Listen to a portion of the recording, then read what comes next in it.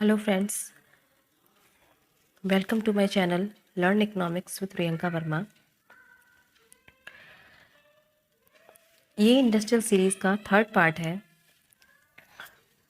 इससे पहले मैंने इंडस्ट्रियल सीरीज़ में 2 पार्ट के बारे में डिस्कस किया था।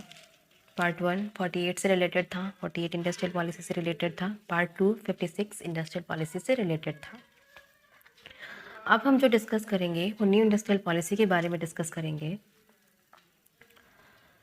ये न्यू इंडस्ट्रियल पॉलिसी कब आई, क्यों आई, क्या है ये न्यू इंडस्ट्रियल पॉलिसी, इसको लाने का पर्पस क्या था, तो ये सारी चीज़ें हम इस वीडियो में डिस्कस करेंगे। तो आफ्टर इंडिपेंडेंस हमारी जो इंडियन इकोनॉमी का पर्पस था, किस तरीके से सोशल जस्टिस के साथ फास्टर इकोनॉमिक ग्रोथ को प्रमोट किया जाए, तो उसके लिए उसने बहुत सारे स्टेप्स लेना शुरू कर दिए थे, जो कि 48 से इंट्रोड्यूस हो गया था। 48 इंडस्ट्रियल पॉलिसी में हमारी गवर्नमेंट ने मिक्स्ड इकोनॉमी को इंट्रोड्यूस किया। 1956 की इंडस्ट्रियल पॉलिसी हमारी गवर्नमेंट ने PSUs इस्टेब्लिश्ड किए, लाइसेंसिंग सिस्टम को प्रमोट किया और जो हमारी स्मॉल इंडस्ट्रीज़ थी उनको प्रोटेक्शन देने की बात कही, जिससे कि उसको कंपटीशन से बचाया जा सके और हमारी जो कंट्री है वो सेल्फ सस्टेन हो सके। तो ये सारी चीज़ें करने के बाद भी कोई पॉजिटिव इकोनॉमिक ग्रोथ हमारी कंट्री में नहीं दिखाई दे रही थी। तो 1990 तक हमारी इकोनॉमी को बहुत सारी प्रॉब्लम्स को फेस करना पड़ा, जैसे 1965 में इंडिया पाकिस्तान का वॉर, 1971 में इंडिया चाइना का वॉर, ऐसे बहुत सारे वॉर हुए जिससे कि इकोनॉमिक इम्बैलेंसेस क्रिएट होने लगा हमारी इकोनॉमी में। मनी डिवैल्यूएशन हुआ 2 बार और जिससे कि पॉलिटिकल डिस्टर्बेंस होने लगा और अनएम्प्लॉयमेंट बढ़ने लगा, पॉवर्टी बढ़ने लगी, कुपोषण बढ़ने लगा। तो बहुत सारे इकोनॉमिक इम्बैलेंसेस क्रिएट होने लगे हमारी इकोनॉमी में, जिससे हमारी इकोनॉमी की ग्रोथ रुक गई। हमारे पास फॉरेन रिज़र्व की बहुत कमी हो गई, हम बाहर से इंपोर्ट नहीं कर सकते थे।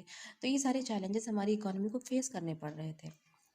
तो इसलिए 1991 में जो उस वक्त हमारे prime minister PV Narasimha Rao थे और फाइनेंस मिनिस्टर मनमोहन सिंह थे, इन दोनों ने मिलकर के न्यू इंडस्ट्रियल पॉलिसी को इंट्रोड्यूस किया, जिससे कि बहुत सारे इकोनॉमिक रिफॉर्म्स हमारी कंट्री में देखे गए न्यू इंडस्ट्रियल पॉलिसी के आने के बाद से। क्योंकि जो उन्होंने जो इस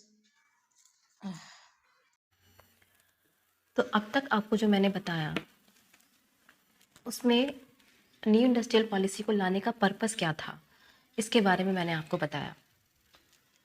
तो न्यू इंडस्ट्रियल पॉलिसी को लाने का यही पर्पस था कि हमने बहुत सारे चैलेंजेस को फेस किया हमारी इकोनॉमी ने, और उस चैलेंजेस से निकलने के लिए हमारी जो गवर्नमेंट थी, PV नरसिम्हा राव जी की जो गवर्नमेंट थी, उन्होंने ये सोचा कि इन प्रॉब्लम्स से कैसे बाहर निकला जाए।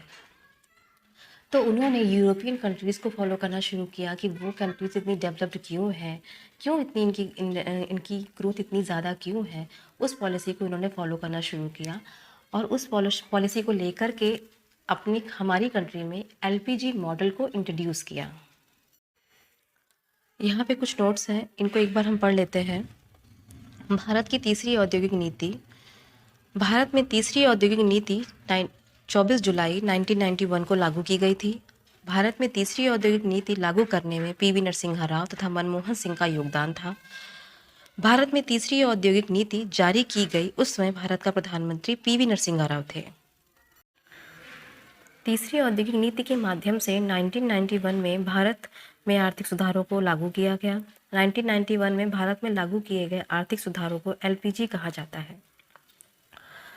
तो 1991 में जब नई इंडस्ट्रियल पॉलिसी को लाया गया हमारे कंट्री में, तभी से इकोनॉमिक रिफॉर्म्स देखे गए, इंडस्ट्रियल सेक्टर में बहुत सारे चेंजेस देखे गए, पॉजिटिव चेंजेस देखे गए और उसमें LPG मॉडल को इंट्रोड्यूस किया गया।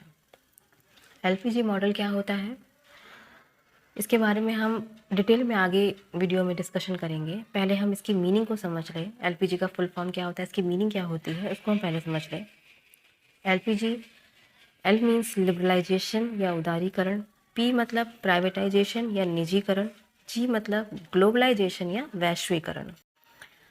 लिबरलाइजेशन किसे कहते हैं? लिबरलाइजेशन मतलब छूट दे देना या रियायत दे देना। मतलब एलपीजी मॉडल में लिबरलाइजेशन को लाने का जो मोटो था वो ये था कि हम जो बाहर की जो फॉरेन कंट्रीज़ हैं उनके इन्वेस्टमेंट को प्रमोट कर सकें, उनको छूट दे सकें, जो कि पहले हमने इंडस्ट्रियल पॉलिसी में डिस्कस किया गया था कि किसी भी जो फॉरेन कंपनी हुआ करती थी उनको हमारे देश में इन्वेस्ट करने के लिए लाइसेंसिंग सिस्टम, कोटा सिस्टम और परमिट सिस्टम को फॉलो करना पड़ता था, जिससे वो इजीली इन्वेस्ट नहीं कर पाते थे आकर। तो इसको पूरी तरीके से लाइसेंसिंग सिस्टम को पूरी तरीके से डिमोलिश कर दिया गया इस न्यू इंडस्ट्रियल पॉलिसी में। छूट दे दी गई लोगों को, बाहर की कंट्रीज़ को, कि अपनी सर्विसेज यहाँ पे आकर दे सकते हैं, एफडीआई कर सकते हैं। एफडीआई को प्रमोट किया गया, पोर्टफोलियो इन्वेस्टमेंट को प्रमोट किया गया, जिससे कि हमारे लोगों को रोज़गार मिल सके और उनकी पर कैपिटल इनकम इंक्रीज़ हो सके। डिमोलिश मतलब कुछ उद्योगों को, कुछ इंडस्ट्रीज़ को छोड़ करके बाकी सारी इंडस्ट्रीज़ के लिए लाइसेंसिंग सिस्टम को छूट दे दी गई कि लाइसेंस लेने की कोई ज़रूरत नहीं थी, फ्रीली आकर के हम हमारी कंट्री में वो अपनी सर्विसेज दे सकते हैं। प्राइवेटाइजेशन मीन्स जो गवर्नमेंट लाइबिलिटीज़ थी उनको प्राइवेट सेक्टर को बेचा जा रहा था, उसका डिसइन्वेस्टमेंट किया जा रहा था प्राइवेटाइजेशन को प्रमोट करने के लिए। और ग्लोबलाइजेशन मीन्स जो हमारी होम इकोनॉमी है उसको वर्ल्ड इकोनॉमी के साथ ज्वाइन करने की बात कही गई, ताकि हम आपस में मिल करके एक दूसरे के साथ इजीली ट्रेड कर सकें। जो भी लिमिटेशंस थी, जो कि बाउंडेशंस थे, वो हटाए जा रहे थे ग्लोबल लेवल पे ट्रेड को प्रमोट करने के लिए, इंडस्ट्रियलाइजेशन को आगे बढ़ाने के लिए।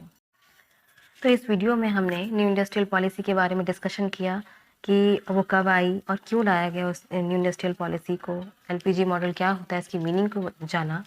अब नेक्स्ट वीडियो में हम एलपीजी मॉडल के बारे में डिटेल में स्टडी करेंगे।